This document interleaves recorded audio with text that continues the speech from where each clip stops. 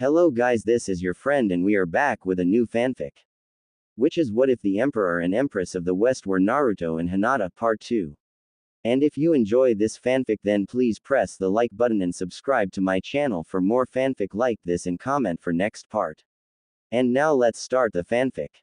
On Naruto's right, Ryuji Shinzen and his wife Haruka Shinzen, the heads of the Western Empire's premier mercantile guild, Pakara Merchant House.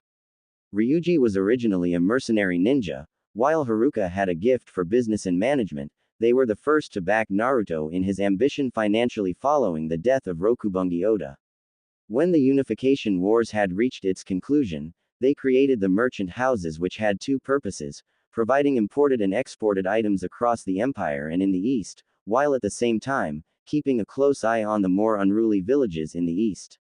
Thanks to Naruto, they now had branches all over the country, as well as several locations in the east, some of which served for gathering intel, as in Iwa, Fire Country and Kumo. Next was Shinoda Wakaba, former pirate captain, now a close business partner and longtime friend with the Shinzens, since his 10-boat fleet was originally used to har and plunder both Oda's and his allies' supplies. It was Haruka who had pointed out the perks in having a fleet of ships backing up his ambition to Naruto. Now, with the war over, the fleet was now used to transport goods all over the continent, as well as in the elemental countries. In an interesting side note, the Shinzens and Wakaba were both in-laws, since the Shinzen's son had married Wakaba's daughter, which had brought their families into a close alliance. Seated next to Wakaba was Katsumoto Kitahara, a daimyo from the southern region who supported the people and working CL. He was overthrown by a power-mad warlord and condemned to wander the lands, until Naruto found him. He was one of the key members in the civilian council in which, thanks to Katsumoto, that his major support base was the civilians themselves. Katsumoto's lands were restored unto him, as well as his title as a reward for his service and loyalty. Next to Wakaba was Shin Akazuki. His home was the southern part of the continent. Shin was the youngest of the council at age 23, and trained as a samurai. The son of Shinji Akazuki, a retired warlord who had fought with Naruto, Shin had made a name for himself during the Unification Wars as a formidable swordsman, and can hold his own against Naruto in their Akinal spars. In some cases, he reminded Naruto of Shikamaru at times, brilliant, but lazy. Last, was Rumika Todo. Like Katsumoto, she was a daimyo, but hailed from the north's mountainous Lajja region. Todo was one of the daimyos whose land the late Rokubungi Oda had an eye for, since her lands contained iron mines deep within the mountains, but once Naruto had eliminated him, she saw the wise decision in backing him in his war of conquest. Her husband was the original daimyo, until his death during a raiding party from Oda's men, forcing her to assume the role. But despite this, she was fiercely loyal to both her people and to the emperor. Aside from the Imperial Council, Naruto had requested that Zabuza Mamachi and Haku Mamachi be present for this meeting. The former mist swordsman and his female partner stood before the Imperial Council, both curious as to why they were summoned to this hearing. General Mamachi, Naruto began. First off, neither you nor Haku are not in any kind of trouble, so you can relax. I've asked you and Haku to come for a reason. Zabuza raised an eyebrow. That reason being, Chief. Naruto raised the sheet of paper from the Pakara's mist branch. This came in from mist. The Mizukage is dead. Zabuza took the news well, given the fact that he had failed to innate Yagura years earlier. So Yagura is finally dead, Well Hupati, shit. I was hoping that I would return and do the deed. But it's still good news. Yagura was always unbalanced. Who's in charge now? Naruto looked at the sheet of paper. Her name's Terumi. Mei Terumi. That caught Zabuza's attention. Mei's the god I'm now, huh? Wish it could have been me, but I like my current position. What can you tell us about this woman? Sanshi inquired. She's strong, Lord Sanshi. Very strong, Zabuza replied. Has a sunny disposition, even when she's threatening Kikyor. If she was able to kill Yagura, then she is more than capable of stabilizing the mist after so many years of war. Naruto leaned back in his chair, pondering the information he has received. Sanshi caught the look on his emperor's face. Are you planning on making an alliance with Mist and Suna? Naruto smiled at the old samurai. Am I that predictable? Sanshi smiled back at the young emperor. No. You're just that easy. That got a good laugh from the council, Naruto included. Even Zabuza laughed while Haku giggled. Once everyone has calmed down, Naruto confirmed his intentions. To answer your question, Sanshi, yes, I plan on inviting not only the leader of the mist, but Suna as well. The cage of Suna is an old friend of mine. He is a Jinchuriki, like I once was. His beast is the one-tail raccoon. Ah, Shukaku, Katami said. He was always a bit unbalanced of the bunch. Then again, I'm willing to bet that Sanbi was the driving force behind Yagura's murderous reign. What about the cage, Your Majesty? Lady Ahara asked. Aside that he is the Jinchuriki to the two tails, what else can you tell about him? Naruto went into detail about how he and Gaara met during the Chunin exams back in Konoha, all the way up to the point of the ill-fated retrieval mission of Sasuke Uchiha. Afterward, he put it to a vote. All in favor of inviting the Godime Mizukage and the Godime cage to the imperial capital for terms. Naruto intoned. The vote was unanimous. The council voted yes. Naruto smiled. Motion ped. This meeting is adjourned. Sunagakure no Sato, Wind Country, several days later. Lord Cage, there is an envoy here to see you. Gaara looked up from his paperwork. Are they from Konoha? He asked the Suna Junin that stood before him, obviously annoyed. Baki, Tamari and Kankuro both held curious looks as well. If they were from Konoha, then they would be escorted back to the country's borders. No, sir, the Suna Junin replied. They are from the Western Empire, by way of the Pakara merchant house. The Empire. That was a pretty hot topic in the elemental countries. No sane ninja had ever ventured there, yet someone around his age was able to conquer the northern and southern continents of the war-torn West and brought about peace, having been declared emperor. The other cages knew about him, yet no one knew his name. And now, the emperor of the West was reaching out to him. The door opened and a courier ninja stepped inside. Bowing to the cage, he produced a scroll with the imperial seal, a fox's head in front of a swirling whirlpool. Lord Cage, may you have a long and prosperous reign. I bring word from my lord, His Imperial Majesty of the Unified West. Tamari took the scroll and handed it to her brother, the courier ninja bowing to the trio before turning on his heel and leaving. The Suna Jinchuriki's curiosity was piqued when he saw the insignia. He broke the seal and unrolled the scroll. There was no invite, but a note, brief and to the point. Gaara, come to the west. There will be a boat at the port in Wind Country in 3 days. Upon reading this message, I'll be waiting. The note was not signed, but rather had a crudely drawn picture of a certain blonde knucklehead flashing a peace sign. Gaara closed the scroll. Turning to his former sensei, he said, Baki, you're in charge until I come back. What it is? What's wrong? Baki asked. The emperor has invited me to come to the west, Gaara replied calmly. Tamari, Kankuro, you two are coming with me. One more thing. Bring Cell 3, Sarutobi and his 2 friends. Baki asked. Why them? I have a feeling that the emperor is someone we know very well, Gaara replied. Have Sarutobi, Moegi and Udon report here in 5 minutes. We leave within the hour. It took Gaara and his envoy 3 hours to reach the sea. And nearly a week to the Western Empire by way of boat. The boat had stopped in water country first before moving on to wind. Upon boarding the ship, the Suna envoy was surprised to see an envoy from Mist as well.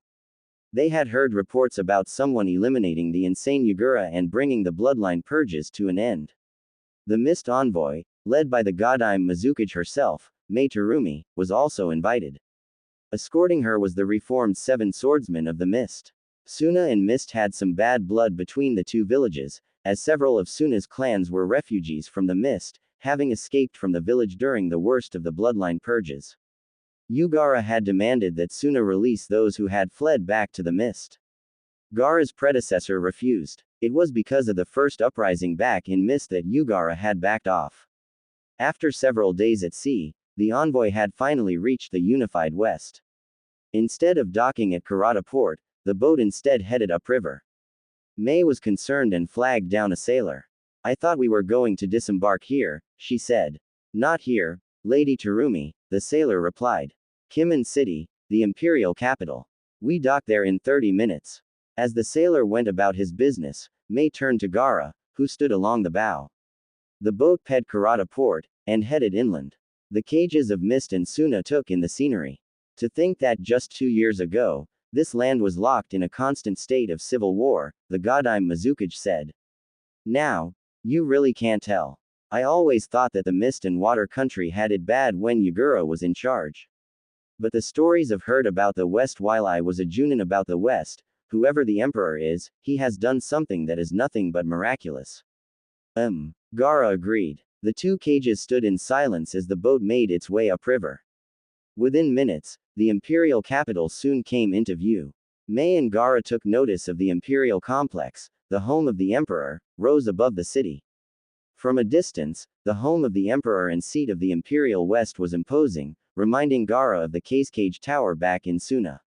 The sun had set and night was about to fall. Gara felt a kind of anticipation that he has not felt since the Chunin exams, back when Suna and Odo had invaded Konoha. Only difference was that he had the feeling that he was going to see an old friend. At the port, Zabuza Mamachi and Yugito Ni watched as the boat slowed to a stop, then was secured by the dock workers on the ground and the sailors on board. The emperor had ignited them to act as escorts to the imperial complex. Who better to escort the cages of mist and sand than a ex-Kumo Kunoichi, Jinchuriki and a former mist swordsman? The two generals who fought alongside Naruto were dressed in their respective uniforms, Yugito in her old Kumo uniform and the khaki Junin flak vest, a signature trademark of the Hellcats, the all-female fighting force which she founded, and for Zabuza, his favorite camo fatigues from his days as a missing ninja. Like Yugito, he also wore a Junin flak vest, only his was dark blue, the trademark of his own Black Ops unit, the Demon Squad, of which he founded alongside Haku. His oversized sword was slung over his shoulder. The gangplank was lowered, and the two cages and their envoys started to disembark from the boat. Almost immediately, Yugito's senses went haywire. Kitten, the two tails hissed. He's a Jinchuriki. I know. Naruto told me, Yugito replied. It's Shukaku. Nibi was surprised. Shukaku. That oversized rodent. He managed to get himself sealed. Looks that way, Yugito replied. Keep it down. The monster cat went silent as the two cages and their respective envoys approached the pair. Almost immediately, the 7 mist swordsmen went for their swords, but May ordered them to stay their hand. Do not attack him, May ordered. But, he is still a missing nin. One of the swordsmen objected. Granted that he tried to kill Yagura, but still a missing nin. And he is in the employ of the emperor, May pointed out. I will not see the mist wiped out because you tried to kill a ninja who answered to the emperor. Once that situation was diffused, May turned to Zabuza. Zabuza Mamachi. Demon of the mist. I thought you were dead. One of these days, maybe. I almost came close, Zabuza replied, bowing. Lady Mizukage, welcome to the capital. He introduced Yugito. General Yugito Ni, commander of the Hellcats. Yugito, Godime Mizukage Mai Terumi. Yugito bowed in greeting. Gaara's eyes narrowed slightly as he recognized the aura surrounding the blonde ninja. You're a Jinchuriki. That I am, Yugito replied. So are you, Lord Cage. Nibi identified yours as the one tail. Nibi, the two-tailed monster cat, Gaara confirmed. So what's a Kunoichi from Kumo doing here in the west? Tamari asked, ready just in case that Yugito attacked. I no longer serve the cloud, Yugito replied. I was betrayed by the Kumo High Council without the knowledge of A and B. The council sold me out to the Akatsuki. The emperor saved my life. I've been at his side ever since.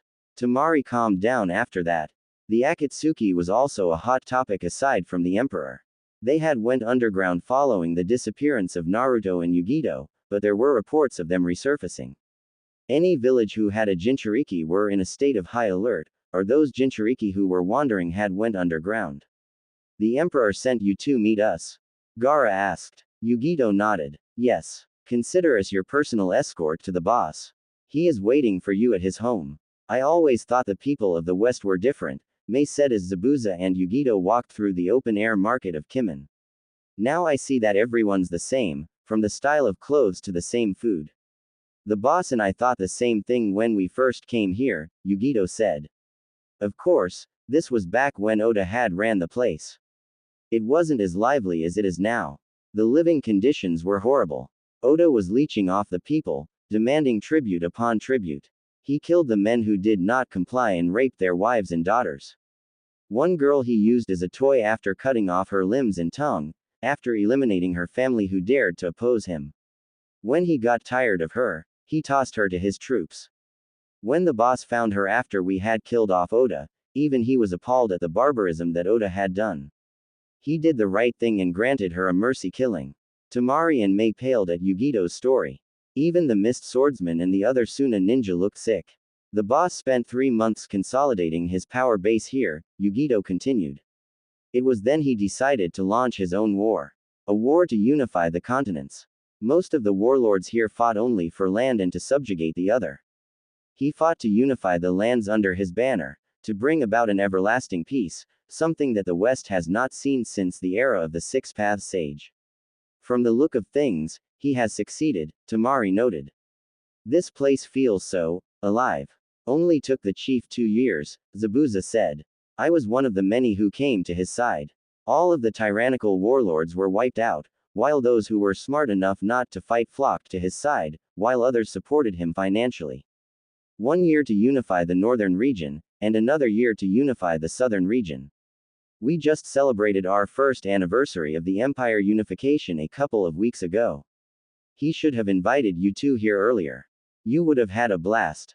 I'm sure we would have, Mei said as the party ped 2 members of the Hellcats, identified by the same type of flak vest that Yugito wore. The 2 Hellcats greeted their supreme commander, to which Yugito responded with a nod. And here we are, Zabuza said as they approached the Imperial complex. The MIV doors were open, but were guarded by members of both the Hellcats and the Demon Squad. Pinged by their subordinates, Zabuza and Yugito led the visiting party inside the complex. Wow, Mei said, looking around. Nice setup the Emperor has.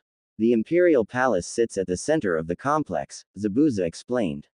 As you can see, the place is heavily guarded by both ninja and samurai. Not only does the Emperor live here, but he also meets with the Imperial Council inside the House of Sovereigns and entertains guests inside the reception hall. We even got some barracks here for them to stay in. Since the Emperor's a seal master, his main home is warded off from intruders. He should be inside the House of Sovereigns now. We're heading there now. In that case, lead the way, Gaara said. House of Sovereigns, throne room. Dressed in black, complete with his black cage-style hat concealing his face, Naruto sat on his throne, Katami at his side. He had received word that Gaara and Mei had arrived safely and had just entered the House of Sovereigns. General Kazuma had verified that both cages were accompanied by their personal escorts. Naruto, however, was curious as to why Gaara had a squad of genin tagging along. Temari and Kankuro, he could understand, but a squad of genin. Naruto shrugged it off and straightened himself in his seat, as the Cage of the Mist and the Cage of the Sand entered his throne room, followed by their respective escorts. Naruto was thankful that he was still wearing the cage-style hat, otherwise, he would have been surprised to see Konohamaru, Moegi and Udon among the Suna envoy. Even more surprising was that they wore the Hitai 8 with the Suna Hourgal identifying them as Suna ninja. Gaara, in the meantime, narrowed his eyes at the red-headed woman that stood beside the throne. Shukaku was speaking to him, but he ignored the rodent. As their respective entourages remained behind, the Cage of the Mist and the Cage of the Sand stepped forward. Stopping 3 feet before the throne, they bowed. The Emperor responded with a nod of his head. Gaara of the Sand, Godime Cage of Suna. Mei Terumi, Godime Mazukage of Mist, welcome to my home. We are honored to be here, Your Majesty, Mei replied. Naruto rose from his throne. The look on your face says it all. Why are the both of you here, and why did I invite you to my lands, correct? He inquired as he stepped down to face the 2 cages. In that case, prepare to be enlightened. The young emperor reached up and removed his hat, tossing it to a valet that was standing nearby. Gaara had his suspicions when he was delivered the invite, but despite the missing whisker-like marks and his hair taking on a reddish tint, this had all but confirmed it. Temari and Kankuro were at a loss for words, since they were facing the last person they would expect to be Emperor of the Unified West. Boss. Oof. Naruto grunted as he was tackled to the floor by Konohamaru, Moegi and Udon. The guards inside the throne room couldn't help but to chuckle at their emperor's antics. Despite being the most powerful person on the continent, he was still a teenager. Even the mist swordsman had a laugh. Katami cracked a smile at the sight of Naruto being dog-piled by the three junior ninja. Knock it off, you three, Gaara ordered. Give him some breathing room. Once Naruto managed to pry himself from Konohamaru, Moegi and Udon, he straightened himself off and faced the two cages. He greeted May first. Lady Kazakage. Welcome to Kimen. Zabazaz told me quite a bit about you. He did, didn't he? May replied. Good things I hope. Anything bad would ruin my reputation. Although I am curious as to how you know the demon of the mist. We met 4 years ago, back when I was a genin, Naruto explained. He then gave both cages a quick summary of the mission to Wave Country and of his run-in with Zabuza and Haku. I later found out that both were alive. Turns out the Zabuza and Haku my team and I fought were nothing but advanced blood clones. Zabuza had taken off when the Mist Hunter ninja arrived sooner than expected. He was one of many that helped me unify the West. May turned to Zabuza. I am honestly impressed, Mamachi. Of course, you will give me the whole story later on, she said, smiling sweetly, yet her tone showed that there was no room for argument. Zabuza gulped. Of course, Lady Mizukage. In the meantime, Naruto had turned to Gaara. The two leaders shook hands. Gaara, congratulations on your promotion to Cage. Gaara smiled. And you, Uzumaki. It's clear that you have once again outdid me. I never thought it would be you who would unify the West. Congratulations to you on accomplishing such a feat. The people here are not unlike those back in the East. They never knew peace, Naruto explained. Not since the era of the Six Paths Sage. At least back east we had some sort of peace and order. He gestured to the three genin. How'd you end up with those three? It was after you were banished, that the Suna Council sent an envoy to Konoha, Gaara explained. Tamari was with them. When the Konoha Council explained why you were banished, we terminated our alliance with the Leaf. Sarutobi and his two friends had caught up with Tamari and asked to come with her.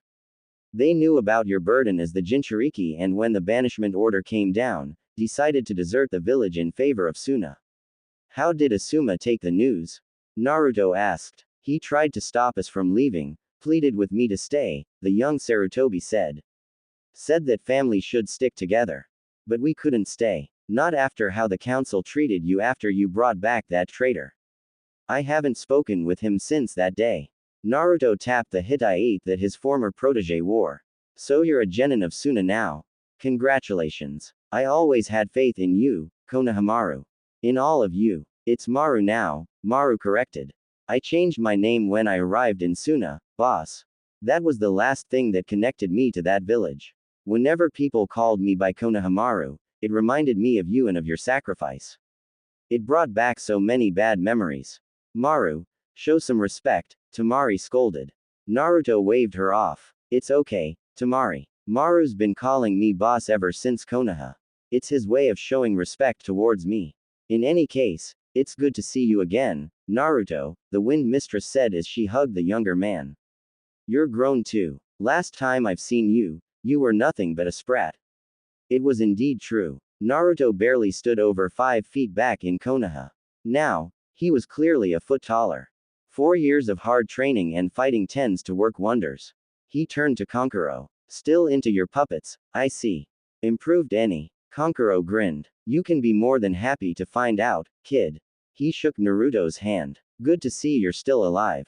Can't die just yet. The people need me. He then introduced Katami. My chief prime minister, Lady Katami Akashiya. Katami bowed in greeting. As she did so, Shukaku recognized her aura immediately. She is the Nine Tails. Shukaku screamed in Gaara's mind. She is the Kyuubi in human form. Katami saw the look on Gaara's face and could only guess as to what the one tail was saying to its container. So Shukaku figured it out, huh? She asked, smiling meanly. How is the rodent? Hey, I resent that, Shukaku shouted. Shut up, Shukaku, you're giving me a headache, Gaara muttered. To Katami, he said, is it true? You're the Nine Tails. That I am, Katami confirmed. Tamari and Kankuro blinked. They looked at the female redhead, who was looking on with a smug look. This was the same nine-tailed fox that they seen during the Suna-Oto invasion. Maru, Moegi and Udon already knew about Naruto's secret, but was surprised to find out that the Nine Tails was a woman. Are you sure, Gaara? Kankuro asked. She can't be the most powerful of the Biju. That was when Tamari tapped him on the shoulder, before pointing at the Empire's Prime Minister. When Kankuro looked in her direction, he first felt the wave of killer intent directed at him. Then his jaw hit the ground, as did everyone else's save for Gaara and the Neo Maru Corps. You were saying, Kankuro? Katami asked sweetly as her nine tails S around her eyes glowing an inhuman red, the pupils slitted. The puppet master waved his hands in a placating manner. Okay, I'm convinced. Please don't kill me. Well, since you said please, Katami replied as the tails vanished, her eyes reverting to normal. Show off, Shukaku muttered. It's true that Katami is the strongest of the tailed beasts, but they are not demons as most people would think, Naruto explained. We Biju are more connected to nature, Katami seconded. But after we were separated from the 10-tailed beast, some pompous little pedant had the brilliant idea to turn the tailed beasts into weapons by sealing them inside humans, creating the Jinchuriki. As to how Katami is free, I studied the seal and reversed engineered it. I freed her with all 9 tails of power. That much is true, Shukaku confirmed it. One thing about us Biju is that we are incapable of lying. Okay, enough talk, Naruto said. You must be hungry and tired from your trip. Consider yourselves guests in my home. He summoned a valet who was standing nearby. Take them to the guest quarters. See to their comfort. Yes, Your Majesty, the valet said. Later on following dinner, Naruto entertained his guests with past war stories. May, on the other hand, had hauled Zabuza off to raid the Imperial Palace's sake stash. It would be late night when a shit-faced Mizukage and a equally sloshed commander of the demon unit staggered into the Imperial Palace's guest room. Zabuza did a face plant into the couch, while May staggered to her guest room. Rather than retire to her own chambers, Katami shifted into her fox form and founded a shaded area within the complex's grounds and fell asleep there. Naruto and Gaara were on the balcony of the guest quarters, overlooking the city. I think it's safe to say that Tamari has fallen in love with Kimen City, Gaara noted. You've proven to be the most unpredictable ninja once again, Uzumaki. You think the city's nice? Wait till I tell her about the hot springs resort in the mountains, Naruto replied. She'll never want to leave then. The Suna Jinchuriki cracked a small grin. I'll bet. Tamari always loved hot springs. The ninja back home always talked about the West, that going there is for the foolish and the crazy. Not even Orochimaru or the Akatsuki would even dare to come here, let alone Konoha. Naruto frowned. He knew that this would come. What's been happening ever since I left? From what I managed to hear, the council pardoned the Uchiha for his attempted defection, Gaara said. They place the blame on both his cursed seal and on you. After your banishment, every single alliance and trade agreement that Konoha had because of you were dissolved. Wave, snow, hot water. Konoha is a virtual pariah in the shinobi world.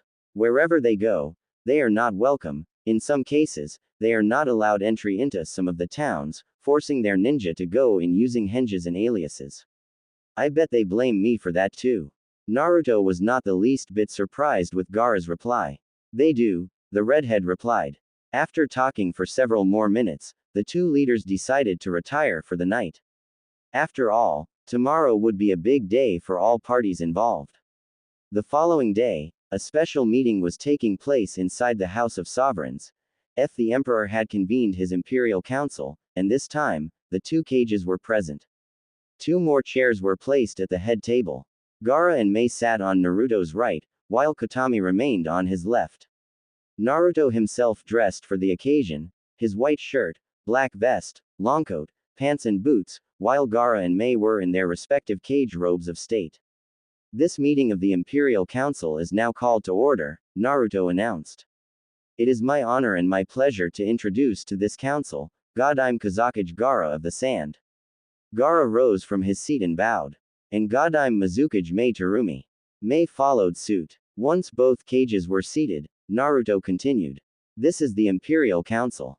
You already know my Prime Minister, Katami Akashiya.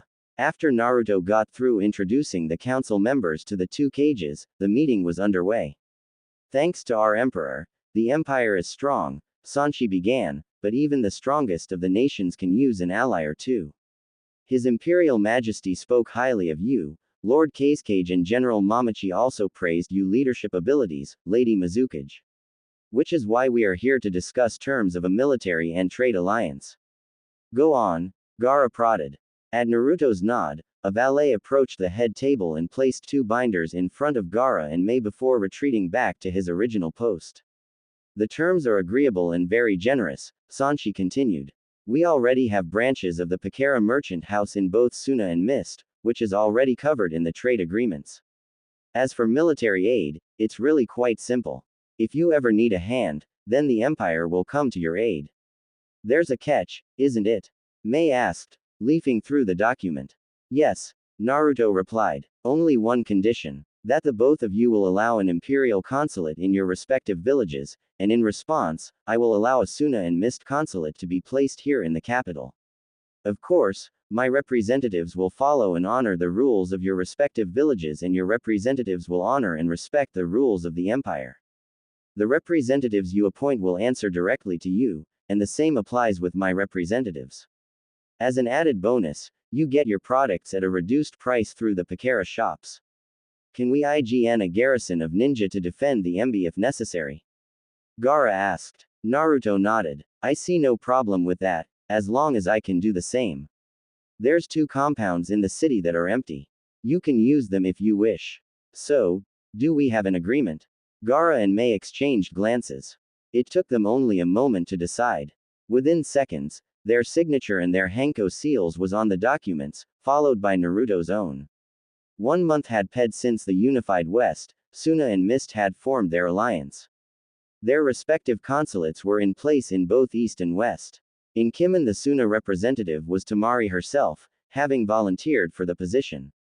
Her reason? She wanted a change of scenery and she had grown quite attached to the imperial capital. Naruto suspected that the hot springs resort in the Laja Mountains may have had an influence in Temari's decision. At least Gaara sent someone he trusted. Mei had sent a former Mist swordsman who was also a relative of hers as the Mist representative. In truth, her family had adopted him and he took on their family name. Takeshi Terumi. Naruto had emerged from a meeting of the Imperial Council in high spirits. Ever since Yukie had started to film her movies here, the Western Empire has seen a major boost in tourism, particularly at the resort towns of North Tomo in the northern region and Tears Point in the south. Even the annual tournaments were beginning to draw in ninja from the east, hoping to make a name for themselves by taking on the best the West has to offer. They all failed miserably. The main reason for Naruto's good mood was that he had no paperwork to do. Actually, he did, but he left that to the shadow clones, allowing him to meditate and train. He was a hands-on type of emperor, but even he needed a break from the paperwork. Upon exiting the House of Sovereigns, Naruto was met by a Suna Junin, one of many who was part of the Suna garrison ignited to the Suna consulate. He was accompanied by Maru, Moegi and Udon. Lord Emperor, the Suna ninja greeted, taking a knee. Hey, boss, the 3 genin greeted, bowing to the older teenager. Maru, what are you 3 doing here? I thought you were in Suna, Naruto said. Ordering the Junin to rise, he asked, what is it? The Suna ninja produced 2 scrolls with the Suna seal. From Lord Casecage, he said before vanishing in a poof of smoke. Naruto looked at the scroll for a moment, before breaking the seal and opening it. It was a note, from Gaara to him. Lord Namikaze, if you are reading this, then Sarutobi and his friends have arrived safe and sound. The Chunin exams are 6 months away and their Junin sensei was injured in a minor skirmish with ninja from the cloud. I have no other Junin to spare at the time, which is why I have sent them to you. Sarutobi and his friends look up to you and respect you a great deal, as I have seen back during the Chunin exams in Konoha. I am asking that you train these 3 for the upcoming Chunin exams, which will be held in Suna. Enclosed in the second scroll is their files and their specialties and weaknesses. I have already notified Temari at the Councilate. Consider this their first S-ranked IGN meant. I know that you will not disappoint me, Lord Emperor. I am expecting great things from these 3. Gaara of the Sand, God I'm Kazekage of Suna. Well, boss, Maru prodded. What does it say? Naruto smiled at the younger genin. You three are as of this moment, on your first official SCL mission. Really? Awesome, came the reply from the trio. Your mission is a 6-month IGN meant from the Kazekage himself, Naruto continued. He has left the three here in order to train for the upcoming Chunin exams. As the three genin cheered, Naruto flagged down a ping valet. These three are considered guests in my home. Show them the guest quarters and get them settled in. The valet bowed. Yes, Your Majesty. Naruto turned to the three genin. Follow her inside. She will get you settled in. Maru and his teammates nodded eagerly and followed the valet towards the imperial palace. The emperor turned on his heel and entered the hall. As he headed for his office, he undid the second scroll and began to read it. Maru's specialty is ninjutsu, just like old man Sachirobe. Moegi knows the basics of medical ninjutsu, and Udon shows promise in hand-to-hand combat, Naruto thought as he continued to read. They're a bunch of misfits, but they show promise. Kinda reminds me of myself when I was younger. This can be interesting. Rounding the corridor, he saw Sanshi chatting with Hayate Okajima, Kokura Yamada and Kota Chiba. Before they could say anything, Naruto had beaten them to the point. You four, my office. Curious as to what their emperor would want, they followed him inside. 10 minutes later, Maru Sarutobi, Moegi and Udon stood before the emperor, the boy that they had long since admired since their days back in Konoha. And he was not alone. Standing alongside Naruto were 4 people that they recognized from their last visit. Naruto had explained the request from Gaara in regards to the 3 kids standing before them, and had requested that they east in their training. Not one to back down from a challenge, Sanshi and the 3 council members agreed.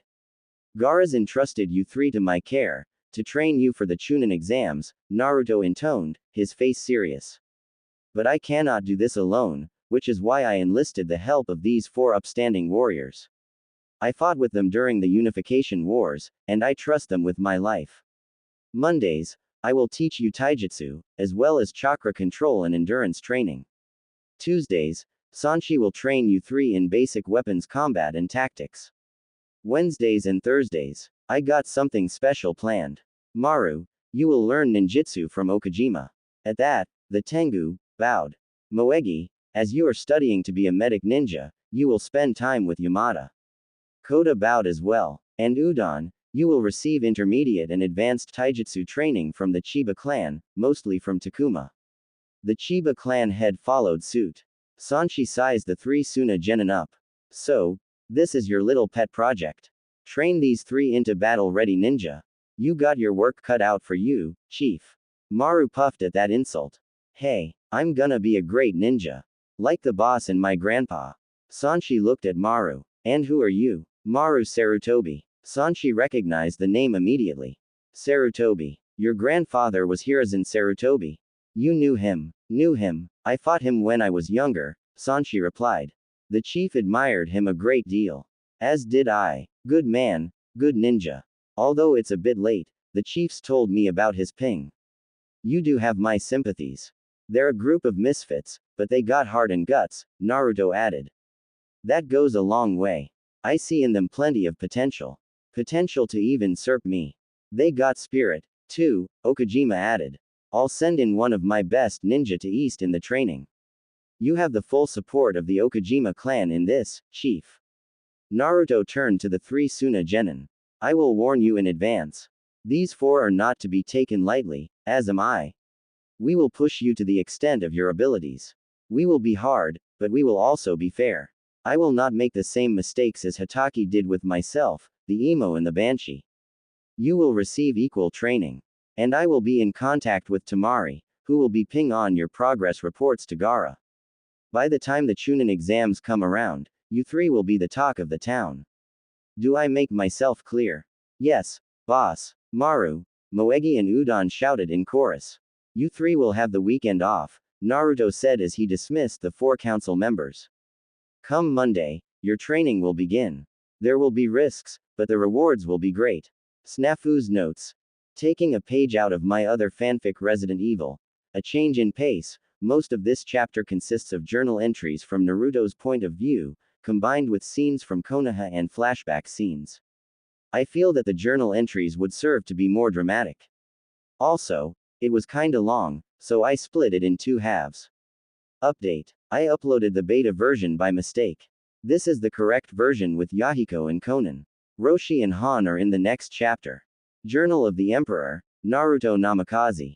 Entry 1. Since this is the first journal I've decided to keep since being crowned as Emperor, this counts as Volume 2. Right now, I'm watching Sanshi train Maru, Moegi and Udon. They call themselves the Neo Maru Corps, but Tamari likes to call them Team Misfits. From what I've heard, their pranks in Suna were legendary. Of course, changing Konkuro's war paint was pure genius on their part. Tamari told me that Konkuro had his puppets chasing them all through Suna for the 3 weeks into the training, and from the look of things, Sarutobi, Moegi and Udon are really getting into their mission. So far, Sanshi, Kota, Okajima and Chiba have given me nothing but positive reviews in response to their training. Even they seem to be responsive to my taijutsu and chakra training. Tamari even dropped by earlier this week to check up on their training, and even she had to admit that they would make fine chunin for the sand. By the time the Junin exams come around, they would pee with flying colors. Sanshi is a jack of all trades, a master of all weapons. Maru's been learning how to fight with a staff. Moegi likes the tonfas, while Udon prefers to mix it up with short blades, like a pair of kunai or a pair of tantos. When Tamari asked me why Maru chose the staff as a weapon, I explained to her that old man Sarutobi, his grandfather, was an expert with the bow. From the look of things, I got a prodigy on my hands. Not one, but 3. Old man, you would be proud. Entry 2. While visiting Gaara in Suna, I received word from my network stationed in Lightning Country. The rakeage has been overthrown by a more hardline rakeage. Even more worse was that the new rakeage is backed by Orochimaru. Luckily the lightning offices of the Pakera house were untouched. The first order of the Godime rakeage was the immediate termination of his predecessor and his brother, Killer Bee, as they both were considered threats to the Godime's rule. I had the elite guard with me, so after activating the Fox Eye, I activated the Demon's Gate Jutsu. The Demon's Gate Jutsu was something that Katami and I had developed. Based off my father's Hiroshin Jutsu, I can transport a large number of people with me to any location I deem fit. Seeing as how I visited Kumo when I was first banished, it was not a problem. Once the nausea ped, we headed for A and B's last known location. We reached them in the nick of time, as they were altered by the Kumo Anbu. A was injured and B was trying to protect his brother at any costs, his chakra reserves depleted. That's where we came in, and decimated the Kumo Anbu. Thankfully, B and his brother were still alive. Once the bodies were disposed of by fire, I returned to Suna with the Jinchuriki and his brother. Yugito was pretty surprised when I showed up with the deposed Raikage and his brother. I told her to watch over them as I made plans. Once I regained consciousness, I visited them both. A and B were surprised to find out that Yugito was working for me, and they were even more surprised as to who I was. The banished ninja from Konoha, now Emperor of the West. Not to say that I had a surprise of his own. When I confirmed that Minato Namikaze was my father, A told me that both him and my old man mixed it up in the last Shinobi War. A also said that despite everything, he respected my father a great deal, and that his death was a tragedy. At least I know he wasn't lying to me. After talking a bit more, I gave A and B my offer. Since they are marked men, there was no place safe for them in the elemental countries. So I offered them political asylum within the empire. I had the experience of being a leader, which would make him perfect for the job of senior advisor. Damn, Sanshi turned me down again. As for B, the trading town of Rara needed a new leader. A and B accepted. In a way, A was relieved to be free of the position of Raikage, even though it almost got him killed. He had suspected that the council and the most senior ninja were plotting something. I confirmed his suspicious when I told him that the Anbu that were chasing after him had the cursed seal, meaning that Orochimaru had backed the new Raikage, or worse, placed a puppet ruler in the leadership role. I relayed the events to all Pakera houses in the elemental countries, telling them to keep alert. Once A has recovered enough to travel, we'll head back to Kimen. Entry 3. Right now, I'm at the ruins of the Fire Temple. Chiriku has been killed. I guess I should start from the beginning. Somehow, I got roped into going on an inspection tour of the Pakara merchant houses in the east with Ryuji and Haruka. My elite guards, as well as Team Misfit, accompanied me on this little 2-month-long expedition. Well, I would be lying if I said that I was concerned. I still have that banishment order on my head, not to mention the kill on sight decree. Damn, I hate Konoha, which is why I am dressed incognito. The fire capital housed the Pakara merchant house. I realized that the capital was not that far from Chiriku and the temple. I decided to visit Chiriku and pay my respects. Only when I arrived at the temple, I found the place in ruins, most of the monks slaughtered. A surviving monk told me and my envoy the story. Hidan and Kazuku had paid a deadly visit to the temple and leveled the place after killing most of the monks and taking Chiriku's body to the hidden bounty station near the border. My reaction was instant. I told the others to remain at the temple to lend a hand. I retrieved my sword, kunais, seals and flak vest, but still kept the black cage hat over my face to hide my identity. Swearing a blood oath to avenge Chiriku and to kill the zombie brothers, I took off in pursuit. It took me 30 minutes to reach the border, but I found the underground bounty station, along with Hidan and Kazuku. The latter watched as Hidan initiated the Jashin ritual and curse jutsu on Asuma Sarutobi. My first intention was to let Asuma kill himself trying to stop Hidan, but old man Sarutobi would probably be pissed if I let his son die. So I went with plan B. First, I dealt with Kazuku. Using the chakra chains jutsu, I incapacitated him. Then I turned my attention to Hidan. Flashback. Hidan's eyes nearly bulged out of his skull as Naruto impaled him with his kunai. Even Kakuzu was in shock. How was this possible? Hidan was virtually immortal. Now, he was dying at the hands of this newcomer, who had all but virtually killed him with no effort. With a roar, Naruto slid his blade violently to the side, causing Hidan's insides to spill out. The follower of Jashin sank to his knees, hands holding his torso in a futile attempt in trying to keep his insides from coming out. Hidan looked into the golden eyes of his soon-to-be killer. How is this possible? Hidan gasped. I can't die. Easy, Naruto replied. I simply reversed engineered the jutsu which granted your immortality. Not so tough now, are ya? In the Unification War, Naruto had came across a cult which worshipped Jashin. Like Hidan, their leader was considered to be immortal and was even worshipped as a living god. However, during a raid into one of their strongholds, Naruto found the scrolls detailing not only the jutsu used to make someone immortal, but also the workings of the Jashin ritual and curse jutsu. With that knowledge, Naruto was able to reverse engineer the mechanisms of the immortality jutsu. Afterward, the cult was slaughtered to the man. The leader of the Jashin cult was the last to die at Naruto's hands. You think you're the only Jashin follower I killed? Naruto taunted as he drew his sword. How else was I able to reverse the immortality jutsu? As Kakuzu watched helplessly, Naruto raised his sword. This is for Chiriku. So lie down and die, the emperor said as he brought the blade down. Asuma watched as the man in black sliced through Hidan's neck, before flinging the blood off his blade and sheathing his katana. Upon hearing the audible click, a thin red line appeared around Hidan's throat. Then his head slid forward, falling to the ground and rolling to a stop at his savior's feet.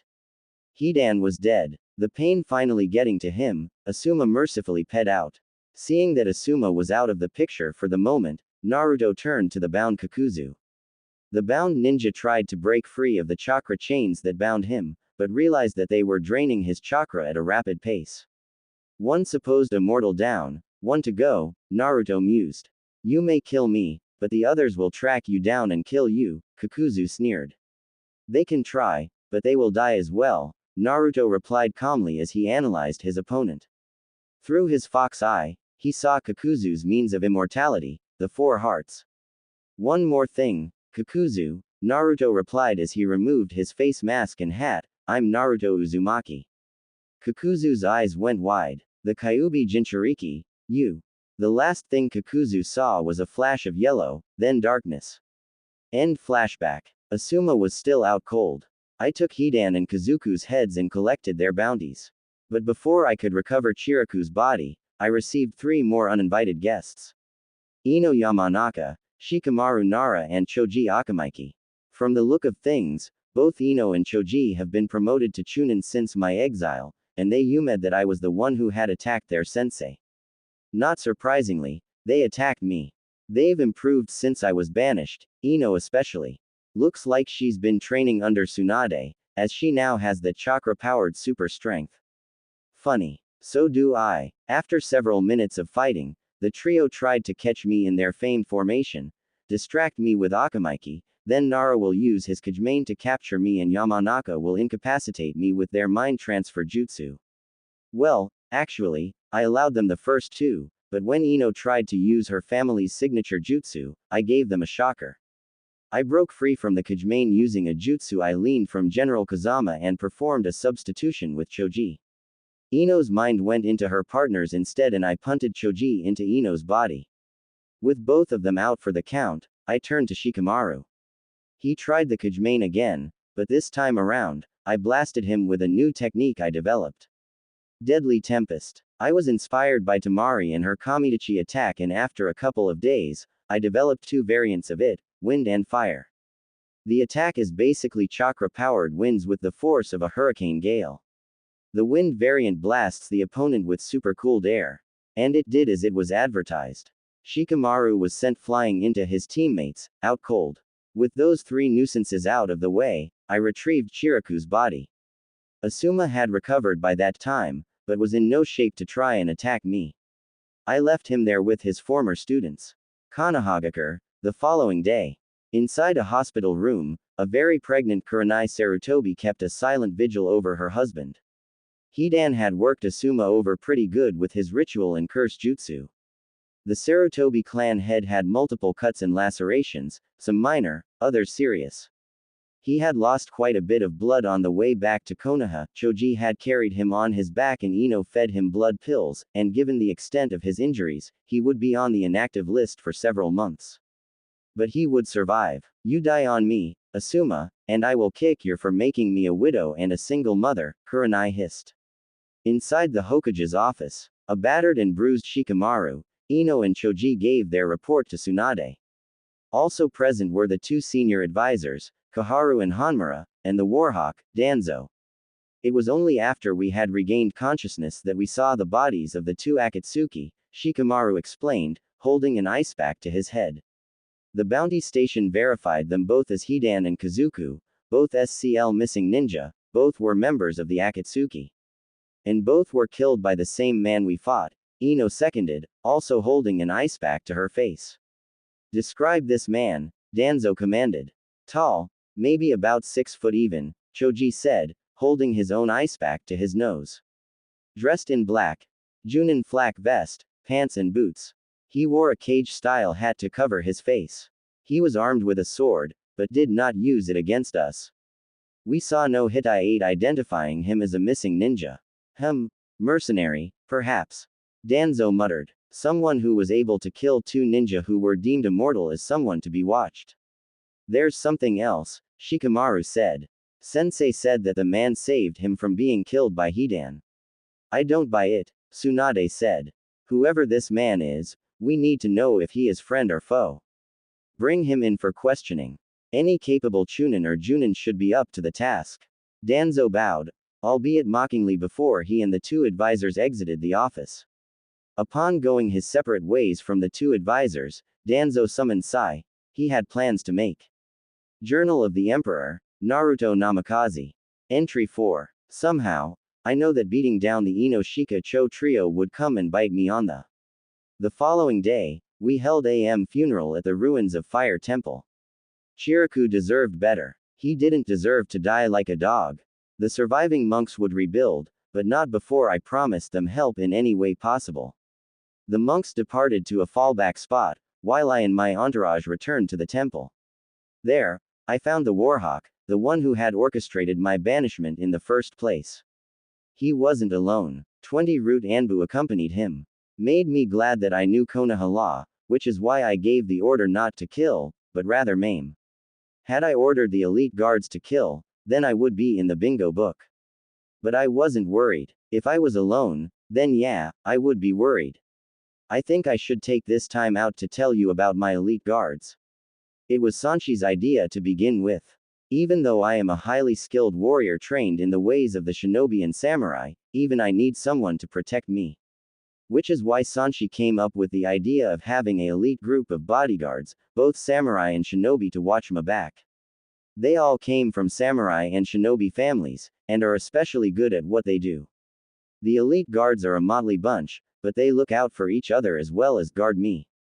The first member just so happens to be the youngest of the bunch. Sanshi's granddaughter, Sana. Like her grandfather, she was trained as a samurai.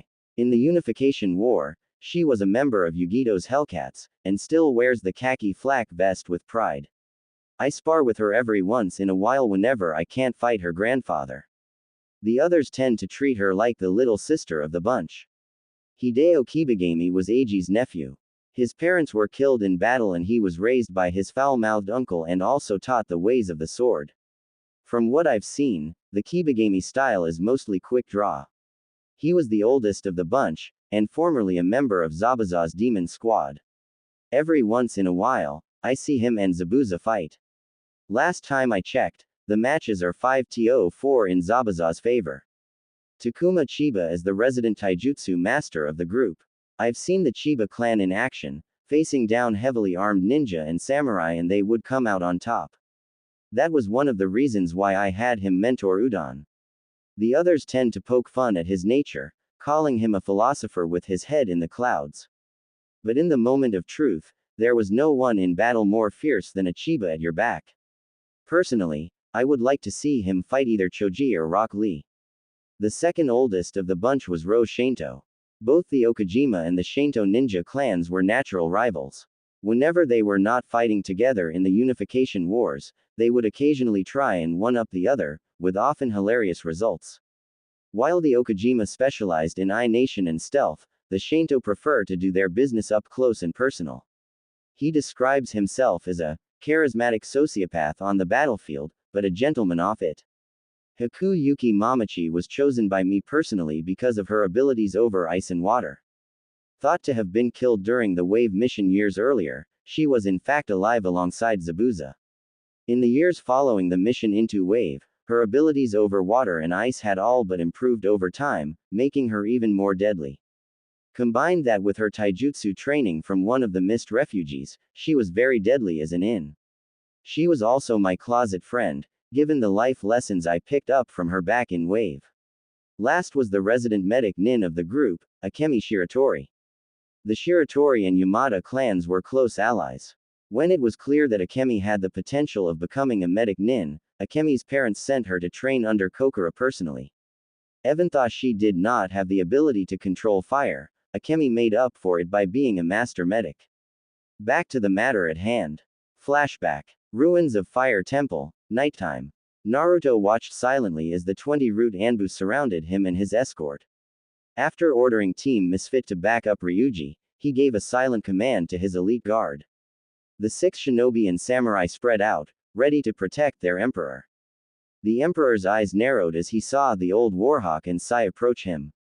In this case, he was thankful that he still had on the cage-style hat and face mask which concealed his identity. But he had changed out of his flak vest and into his normal vest and longcoat. Danzo stopped when he was double arm's length, Sai at his side.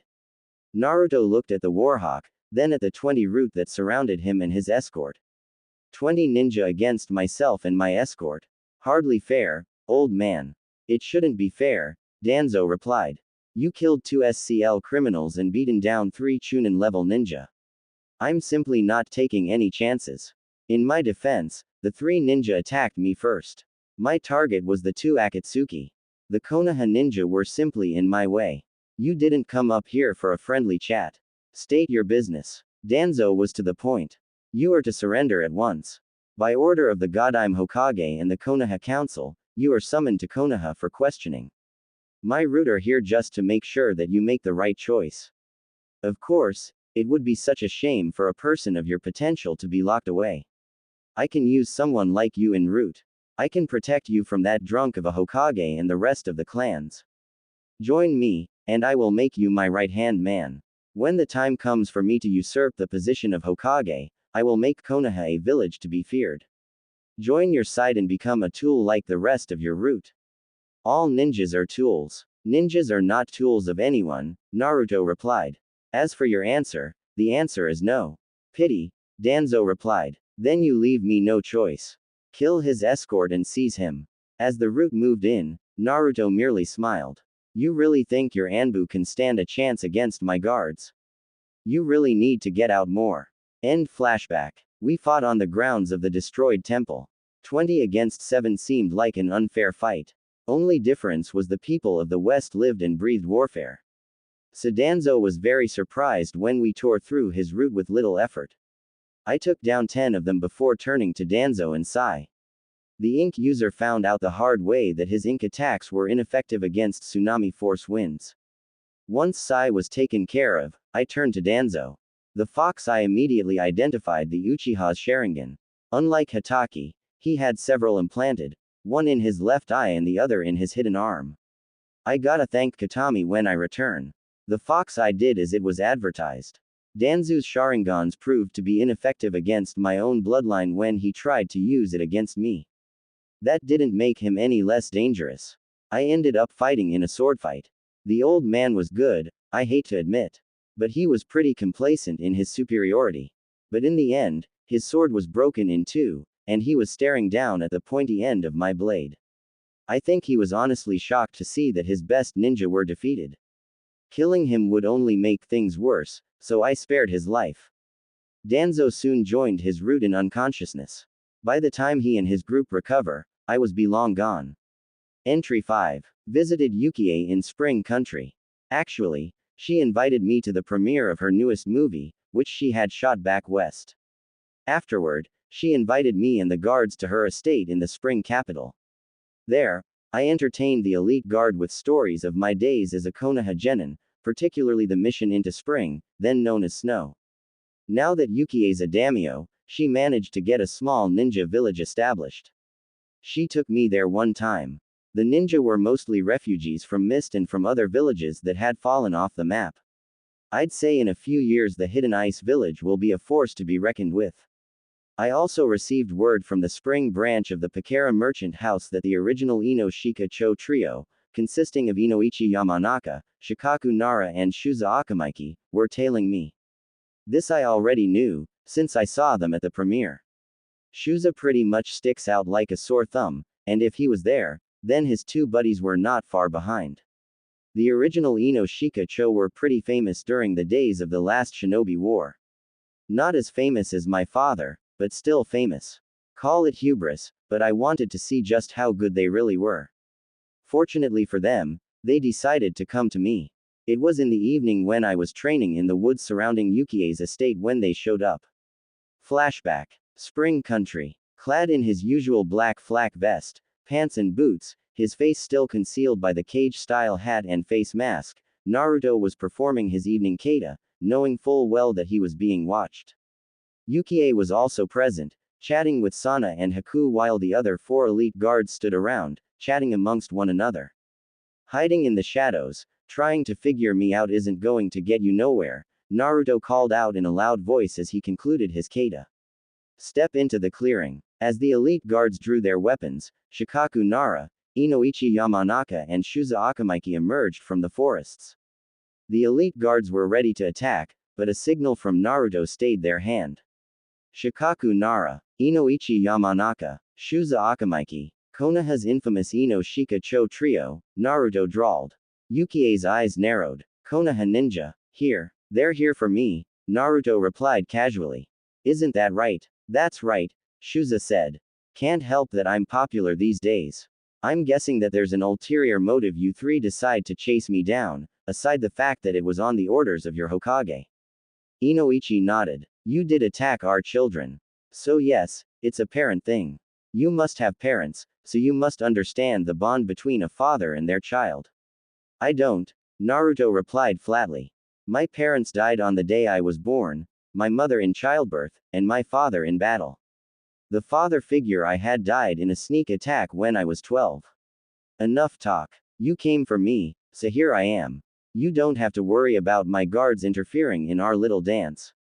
Pretty confident, are ya? Shuza said as he and his teammates surrounded Naruto. It comes with experience and skill, Naruto replied. I've always wanted to see how the famed Inoshika Cho trio can fight. I hope you don't disappoint me. End flashback. The original Inoshika Cho proved to a bit tougher than the newer version. But in the end, they too were defeated. After they regained consciousness, Yukie chewed them out before sending them back to the border under guard. So far, it's Konoha, 0, yours truly, 3. Entry 6. The elite guards has just went up from 6 to 8.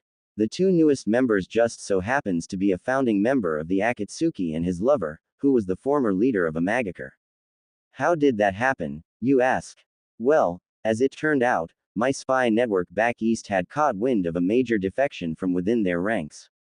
Male and female, mid to late 20s, the male an expert in gravity and water jutsu, the female a master of paper-style ninjutsu. Yugito and B all voiced their opinions about me tracking down the heads of an organization consisting of SCL Ninja. And believe me, I had my own concerns as well, but having two S-ranked people who know the organization inside and out could prove to be useful. I planned on dealing with the Akatsuki later on, since they are a credible threat, and the Akatsuki probably has it in for me for killing two of their members. Well, I'm gonna piss them off even further by rescuing two more. With Katami as backup, I used the Demon's Gate Jutsu and came across their last known location, Forest Country. Our timing could not have been more perfect, as the two ninja in question were being chased down by a quintet calling themselves the Five Paths of Pain. And from the look of things, these five were very, very deadly. Using my expertise as a tactician, I quickly came up with a plan. Katami created 200 shadow clones of Hidan to keep the quintet occupied, while Katami and I went after the two ninja. Both were in bad shape, as the male ninja's final attack had drained the last of his chakra. And it was a pretty nasty gravity-based jutsu as well. The Shinra say. While the five Akatsuki were stunned from the attack, I made my move. As the Five Paths of Pain were distracted by Katami's clones, Katami and I grabbed the two injured ninja. The man started to sputter something until I stopped him with just 8 words. Come with us if you want to live. By the time Katami and I returned to the Demon's Gate, the Five Paths of Pain were still fighting the Hidan clones. When we were safely back west, the clones dispersed, leaving Pain to figure out what the hell just happened. Once we were back home, I had both of them treated for their injuries, while at the same time, got their names. The brunette was Konan, and her companion was Yahiko. Yahiko Uzumaki. And here, I thought I was the last Uzumaki. But it makes me glad that I have surviving clan members to call family. I then found out the reason why they were on the lam from the Akatsuki.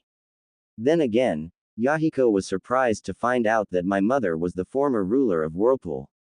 Originally, they were called the AIM Orphans, Yahiko, Konan and another named Nagato. Much to my surprise, they were once students of Jiraiya when they were younger. Yahiko had dreamed of bringing about peace to the shinobi world, and thus created Akatsuki. But over time, the organization had lost sight of their goals, and became corrupt. Yahiko was removed as leader in favor of Nagato. As expected, things got worse. Nagato was the one controlling the Five Paths of Pain, a deadly jutsu which allows Nagato to control 5 bodies separately via chakra rods in his body via the rods in their bodies at the same time. The studs were placed inside 5 corpses, reanimating them. The 5 paths were Animal Path, Human Path, Naraka Path, Asura Path, and Preta Path. Because of Yahiko's talent for gravity jutsu, he would have been number 6, the Diva Path. Konan and Yahiko soon discovered that Nagato was just a puppet. The real head of the Akatsuki was Madara Uchiha. Katami recognized the name, as did I. He was responsible for the events which shaped my life. What Yahiko told me was even more disturbing. Madara desired the power of the tailed beasts, which explained why Itachi and Kisame had chased me. Katami had filled me in on the backstory. The 9 Biju were originally the 10-tailed beast. Its Jinchuriki was the 6-path sage. Fearing that the 10 tails would be released upon his death, the Six Paths sage came up with a backup plan. He split the 10 tails into the 9-tailed beasts and sealed the 10 tails' body in a stone prison, creating the moon. Yahiko and Conan were surprised that Katami knew about that little piece of information. They were pretty much shocked when they found out that Katami herself was the 9 tails in human form, and that the 2 tails and 8 tails were here. Then they laid out the plan which caused them to flee the Akatsuki. Madara Uchiha's Eye of the Moon plan. The plan was simple. It was a plan for total world domination. It also explained Madara's interest in the tailed beasts. The Akatsuki would track down and retrieve the Jinchuriki and use a jutsu to remove the tailed beast from within their bodies, killing the host in the process. So far, they did this to Yagura, meaning that May didn't kill him, just simply took control of the mist before it could erupt into civil war. Once Madara had the power of the tailed beasts in his possession, he would fuse them back to their original form, and become the Jinchuriki to the 10 tails. He would then use his eternal Magankyu Sharingan, powered by the 10 tails, to project an infant Tsukiyomi onto the moon in order to control any and everyone. And here, I thought Sasuke was bad. Madara is much worse. The following day, I held an emergency meeting of the council. Tamari had sat in. Terumi was out on retreat in the mountains. I invited Yahiko and Conan to the session and they told everything to the council. Suffice to say, the council was troubled. Only 5 Jinchuriki were still left. And you can bet your last Ryo that the Akatsuki will be combing the east for them. Gaara's well guarded for the time being, so the other 4 are the problem. I then proposed a strategy. Using the spy network back east, I find the Jinchuriki and offer them asylum here. The motion was paid. As for Conan and Yahiko, I had them placed on probation until the Akatsuki was destroyed. At least Yahiko and Conan understood the severity of the situation. As they were former members of the Akatsuki, they had to earn their trust. Snafu's notes. Glad to see that the story is getting so many positive reviews. Also, I switched out Han and Roshi's entry and placed it here. Yahiko and Conan are in the previous chapter, so feel free to look at that. Also, Yahiko is a gravity jutsu specialist, which means he can use the Shinra Tensei, albeit on a less destructive scale. Also, I switched out Han and Roshi's entry and placed it here. Entry 8. I received an unexpected guest in my empire today. Kazuma appeared before me while I was going through some paperwork and gave me the news. There was a sound envoy on their way to the Imperial Complex, a group of 20 ninja led by Kabuto. Not one to take any chances, I had Zabuza's Demon Brigade and Yugito's Hellcats on standby just in case things got a bit nasty. Looks like Orochimaru is looking for an alliance, as well as candidates for new bodies, since Sasuke is off limits. I had Kabuto's escort wait outside the throne room, while I held an audience with Kabuto. Flashback. House of Sovereigns, throne room. Seated on his throne, Naruto eyed the white-haired man with a combination of disdain and suspicion. Katami was not there, as he did not want her to give away any suspicion as to her true identity.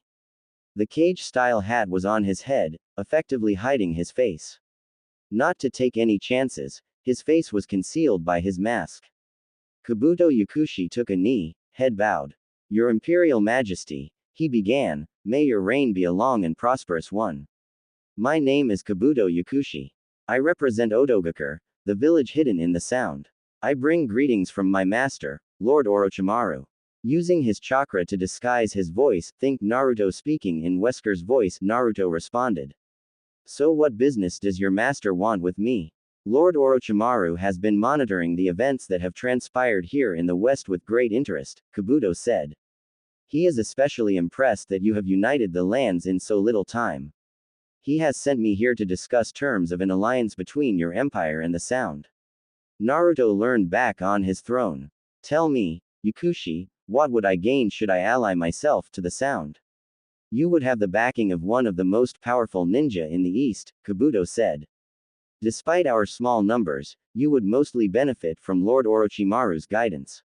In other words, take over my body since Sasuke is off limits, and use my army to invade Konoha, Naruto thought darkly. The young emperor made it look like he was in deep thought. I am sorry, but a military alliance is not in the empire's best interest. You misunderstood me, Your Majesty. Kabuto began, but was cut off. Oh, don't be coy, Yakushi, Naruto replied. Do you really think that you are the first from the east to ask for an alliance? First it was the rock. Then it was the cloud, you make number 3. The people has seen war since the era of the Six Paths. Unlike the people of the east, they have not known a lasting peace. I saw the lawlessness of the lands and I gave them the peace they desired. I am merely a servant of the people and even an emperor must listen to the will of the people. I am truly sorry that you have come this far, but tell your Lord Orochimaru that my answer is no. Kabuto slowly nodded. I see. In any case, Lord Orochimaru will be disappointed that you will not agree to the alliance.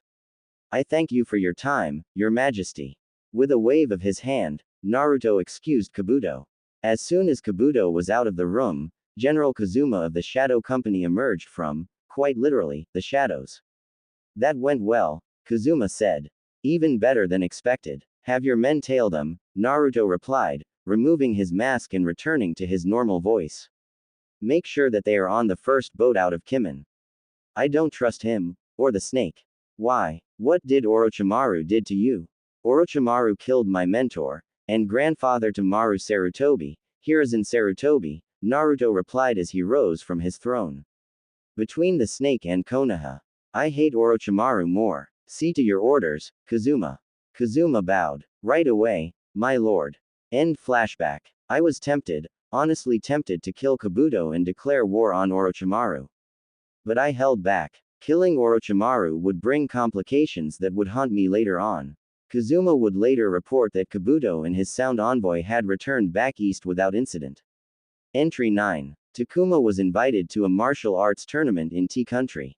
So the rest of the elite guards and yours truly went down to T to support him. Actually, I had to meet up with one of my informants who had information on Mist Country's Jinchuriki, the renegade ninja Utakata. Plus, Mei was going to be there, so I had to talk to her about giving Utakata a pardon for going rogue. With the exception of Mei and Gaara, most people here don't know that I am the Emperor of the West.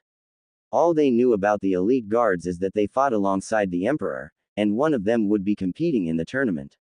I like playing the enigma. It makes it even more sweeter when those who ridiculed and hated me find out what I've become. Then again, there's Iwa and the fact that they hate my father's guts to the point that they would try and go to war against my home. Maybe if I crush the strongest village in the shinobi lands, then that would make the others fall into line. Nah, I want to be remembered for bringing about an everlasting peace, not for starting a shinobi war. If Iwa does want a piece of the son of the Yondaime, I'd be more than happy to give it to them, on the receiving end of my sword. Sorry, where was I? So I invited Mei to the Pakara merchant house in T country to discuss Utakata. When Mei asked me why, I simply told her the truth. The Akatsuki are looking for them, seeking the power of the tailed beasts.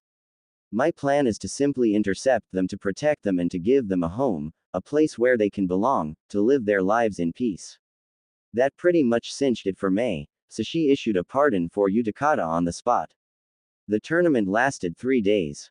Takuma Chiba was pretty much the talk of the entire tournament.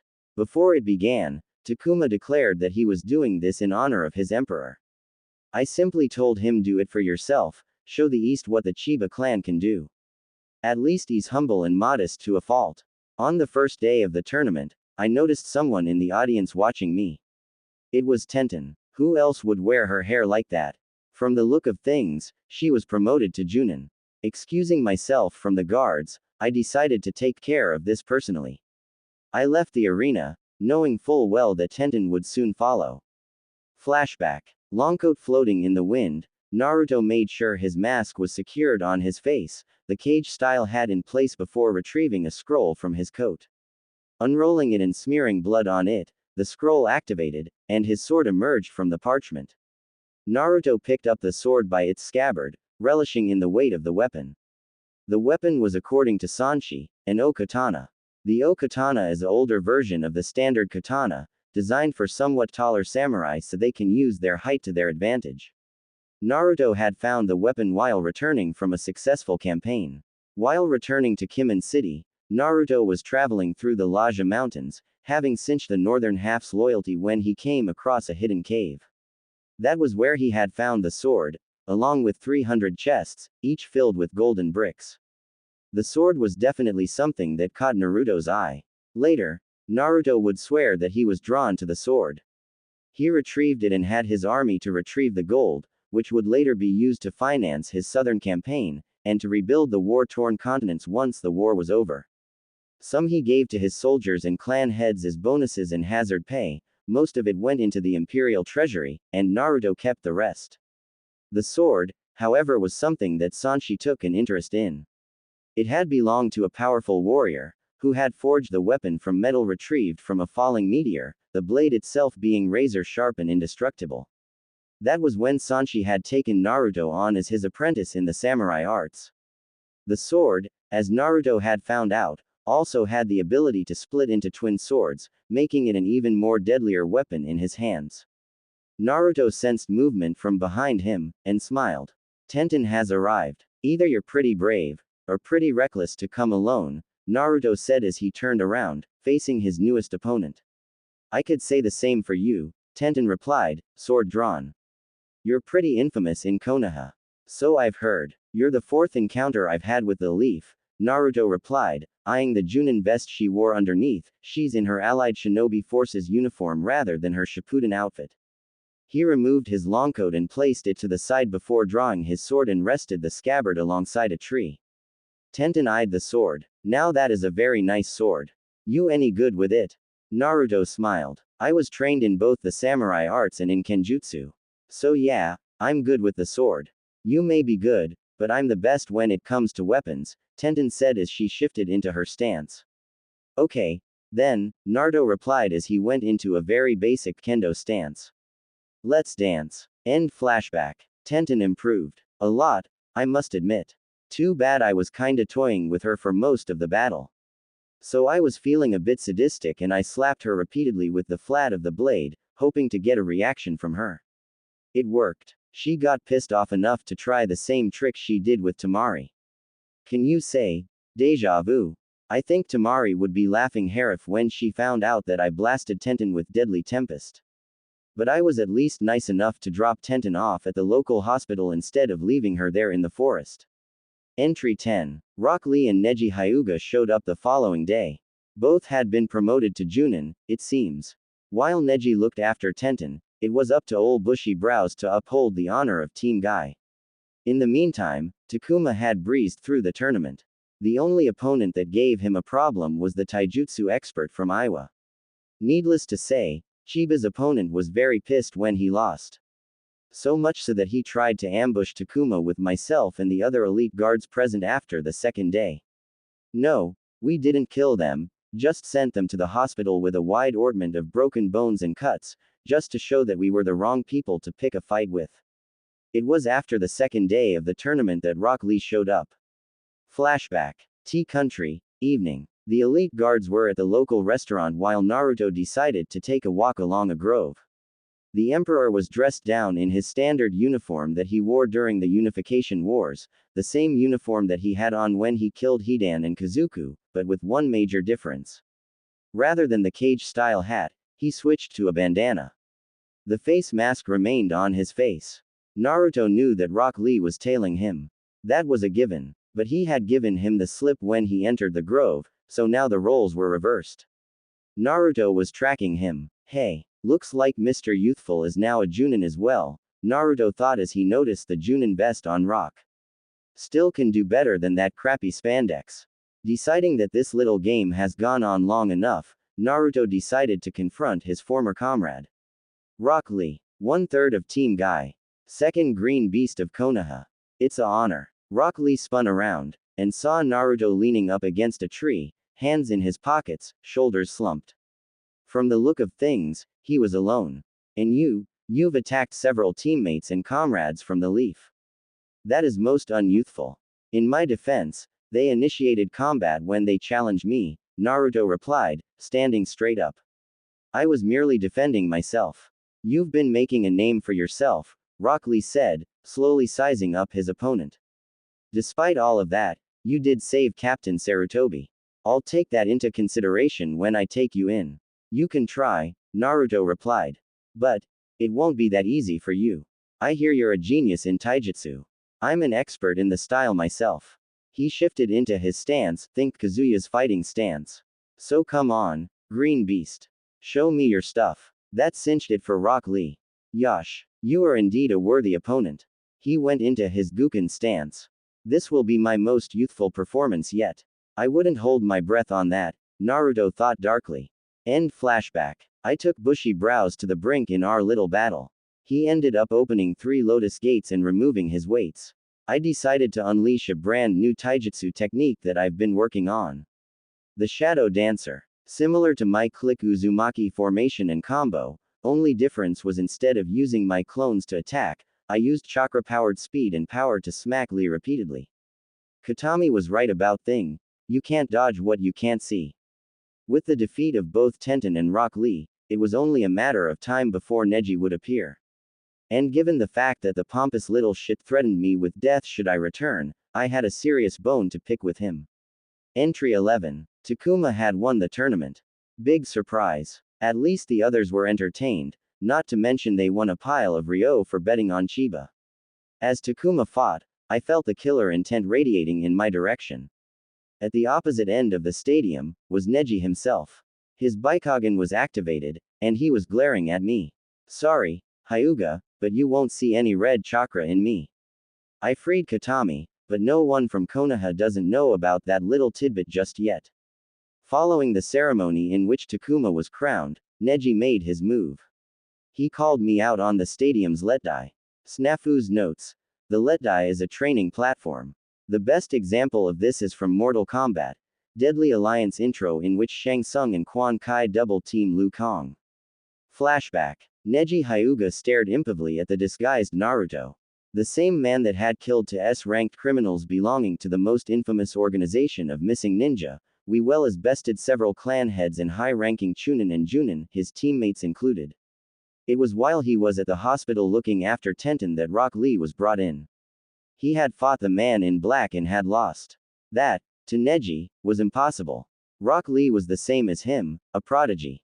Despite losing to the man in black, Rock Lee was in good spirits. He may had lost the battle, but the man in black had earned his respect. It was during the awards ceremony that Neji had crashed the ceremony, issuing his challenge to the emperor. You deserve praise for making it this far, Neji began. But your luck ends here.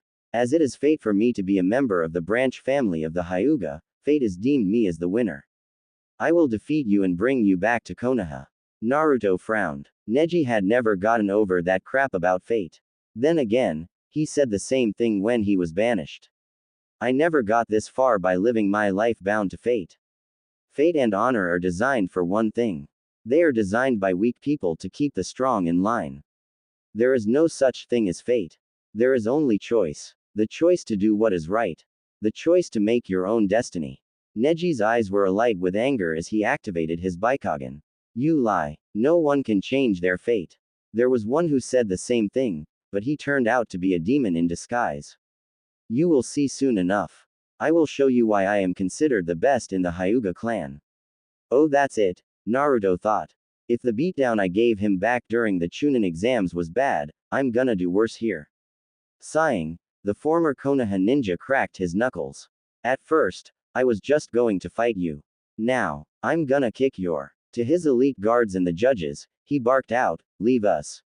He is mine. As the elite guards and the judges piled off the leadai, bets were being taken. Neji was well known in the East for his skills in taijutsu, but he had never faced off against a revamped Naruto. This time, his chakra system wasn't messed up like last time. He was going to rip Neji a new one. End flashback. Neji knew only one taijutsu style.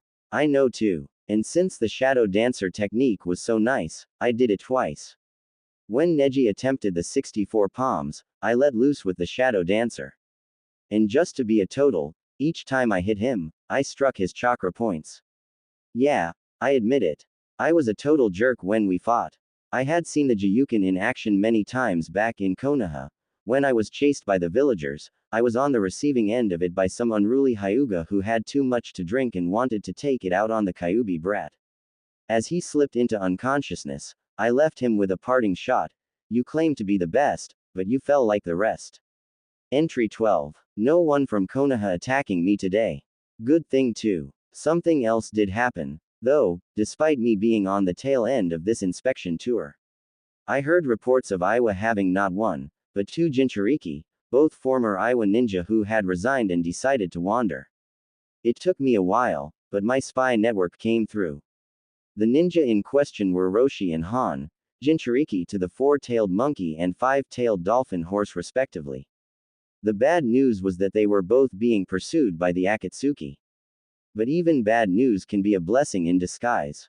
Since I was already on the Akatsuki's radar by eliminating both Hidan and Kazuku, I tracked both of them down, as they were injured from their battle with Deidara and another member, some guy calling himself Toby, and retrieved them both. An impressive feat, seeing as how I did it all alone. I guess it helped that I ambushed the both of them with a senjutsu-powered deadly tempest, then I used a shadow clone to retrieve the two men. Iwa was out of the question, since Oniki would more than likely force them back into service, so I returned to T-Country, where I used the Demon's Gate Jutsu to return back to the west. At least the inspection tour was over.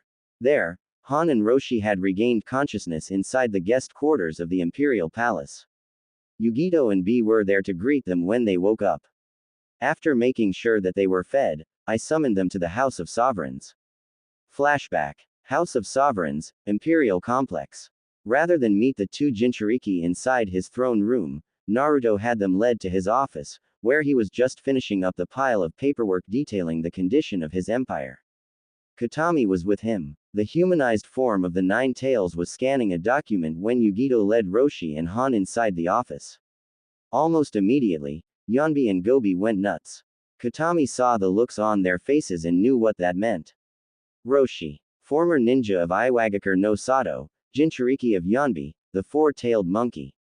Han, also a former ninja of the same village, Jinchuriki of Gobi, the five-tailed dolphin horse. And you're the Nine Tails, Roshi guessed. Katami smiled. How insightful of you. Yes, I am Kyubi no Yoko, but my human name is Katami Akashiya. Han, in the meantime, was looking at Naruto with an odd look in his eyes. Has anyone ever told you? Naruto cut him off. That I look a lot like Minato Namikaze. I get that a lot, seeing as how he was my father. Han narrowed his eyes. Didn't know he had a kid. You know he's well hated in Iwa. For his actions in the last Shinobi War, I know, Naruto replied. The only Konoha ninja in the bingo book with a flea on sight order. I heard rumors that a kid unified the lands here, Roshi said. Never thought it would be Minato's son. That would make you the emperor of the West.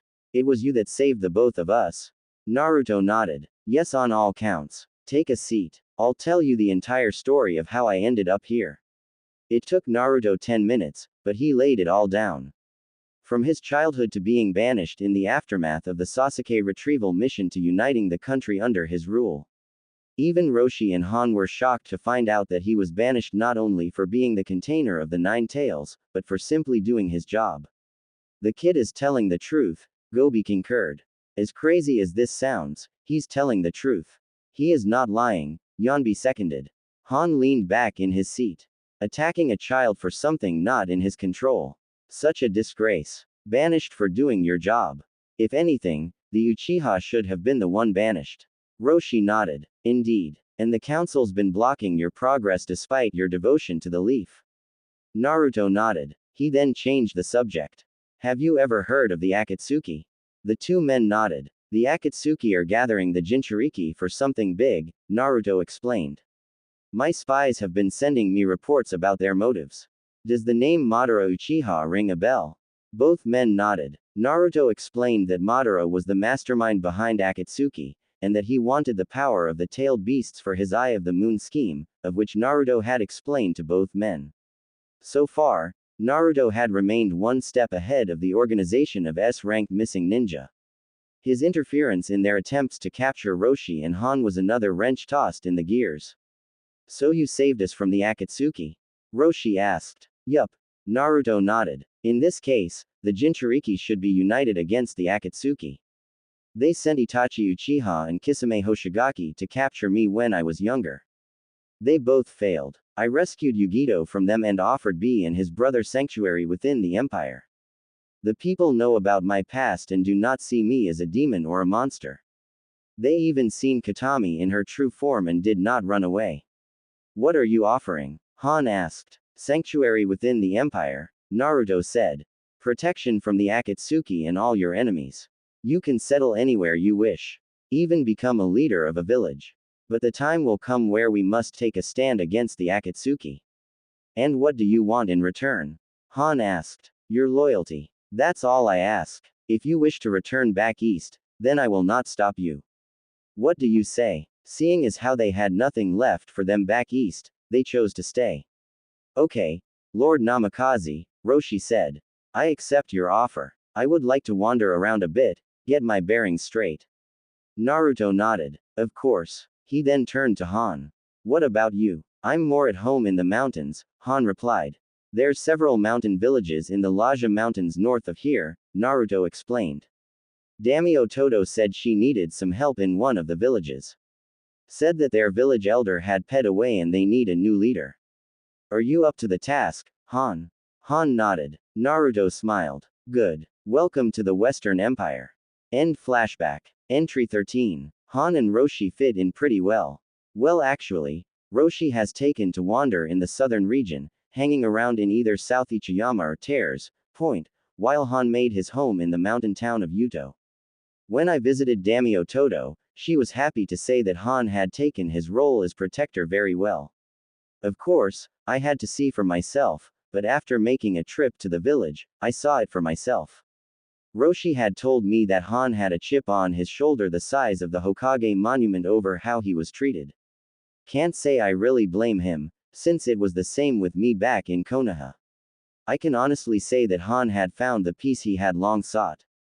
Even Roshi had to agree when he came to visit his partner. The kids like him, even calling him the giant, as it was clear that he was the tallest man in the village, if not the entire empire. I could have sworn that one of the ladies was making eyes at him. Oh well, not my business to pry into other people's affairs. As long as they are happy, then I know I did a good job. In the meantime, I think it would be best that I would hang around here for a while. Let things die down. Maybe Konoha would forget about me. Then again, Konoha never let certain things go. I can expect another run-in with my past soon enough. Entry 14. Today, I stuck it to the Akatsuki yet again. I found out that 2 teams of the Akatsuki were looking for Utakata. I met the guy back when I was younger, so I knew what he looked like, as well as how he fought. As for the teams of Akatsuki, they were Itachi and his partner in the 5 Paths of Pain. Katami used a shadow clone and placed it under a henge to make it look like Utakata and sent it to distract Pain, while 3 of the elite guards, Katami and I went after the real one. Utakata was currently engaged in combat with Itachi and Kisame. We simply waited until Itachi and his partner had beaten down Utakata before we made our move. Flashback. Near the lightning border. Fire release. Deadly tempest. Itachi and Kisame leapt back from the deadly blast of superheated air, which had reduced several trees to instant ash, the unconscious Utakata slung over the traitorous Uchiha's shoulder. In an instant, Kisame had Samahata out, ready to shred any and everything. Since Naruto didn't had time to change out of his usual attire, i.e., vest, longcoat, pants and boots, he only had on the black hat. This time, he went without his face mask. The Emperor had his sword drawn. You have my thanks. Utakata is pretty hard to find, he said, looking at Itachi. But this is where I come in. Utakata is coming with me. Drop the Jinchuriki and step back. The Akatsuki has been looking for him for quite some time, Itachi replied. This has nothing to do with you. Leave. Can't do that, Itachi Uchiha. Drop the Jinchuriki or there will be trouble. At that, Kisame attacked. Holding the bandaged sword high, he charged. Imagine the shark man's shock when Naruto merely knocked Samahata out of his hands with his okatana, right before kicking it into a tree. After decking the renegade mist swordsman, he turned to Itachi. Now that your partner is out of the way, Itachi cut him off by saying one word. Tsukiyomi. He deadpanned, his Sharingan morphing into the Magankyu as he stared right into Naruto's eyes. If anything, Naruto's golden eyes showed amusement. Itachi was surprised to see that his technique didn't work. Meanwhile, Kisame had retrieved Samahata and was back at Itachi's side. Even he was shocked to see that the Magankyu was ineffective. Nice try, Uchiha, Naruto remarked dryly. Your Mangenkyu is no match for my bloodline, if I can be so modest. Not only it increases the power of my jutsu and seals to rival the power of the legendary sages, it also makes me immune from all forms of genjutsu, including your dreaded Tsukiyomi. His grip on his sword tightened. This can end in two ways. And in both of them, the Rokubi Jinchuriki comes with me. You make it sound like we have no choice, the fallen Uchiha replied.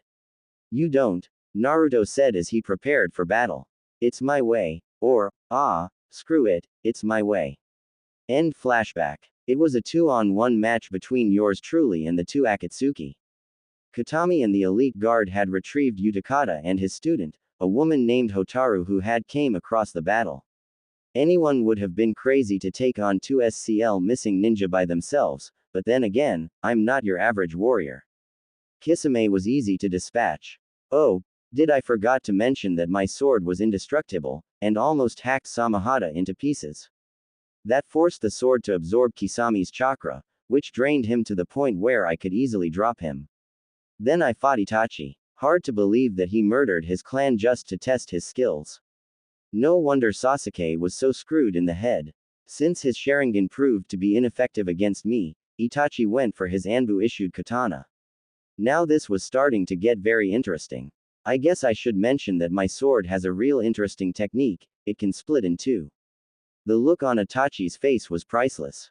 After 5 minutes of swordplay, Itachi unleashed Amaterasu. The black flames did a pretty damn good job of scorching the trees, as well as hiding my Hirishin.